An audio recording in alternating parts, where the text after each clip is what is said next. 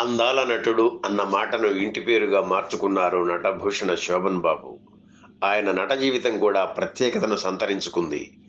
ఇద్దరు భామల మధ్య నలిగే పాత్రల్లో పలుమారు కనిపించి మురిపించింది ఆయనే.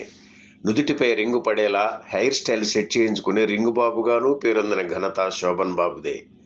ఈనాటికి శోభన్ బాబు రింగు అనే మాట తెలుగు నాట వినిపిస్తూనే ఉంటుంది.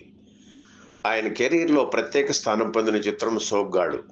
అక్కినేనికి దసరా బుల్లోడు, ఎన్టీఆర్ గడవరాముడు లాగా శోభన్ బాబుకి సోగ్గాడు సూపర్ డూపర్ మాస్ ఎంటర్టైనర్.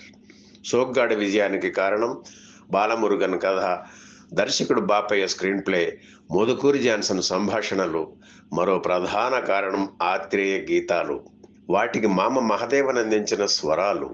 ఏడు కొండలవాడ వెంకటేశ, ఓరయ్యా ఎంత పని చేశావు తిరుమలేశ, ఓలే ఓలే ఓలెమ్మి, ఉప్పంటేనే ఉలిక్కిపడ్డావు.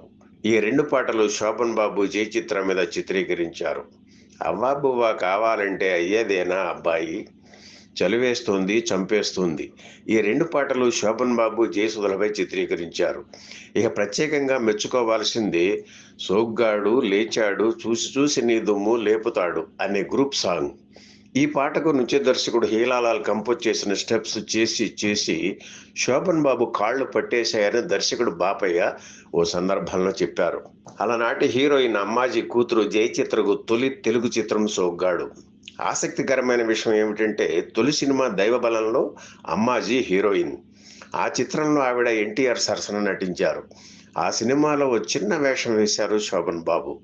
లక్ష్మణరేఖ, జ్యోతి చిత్రాలతో పాపులర్ అయిన జయసుధ సోగ్గాడు సినిమాతో స్టార్ హీరోయిన్ అయింది.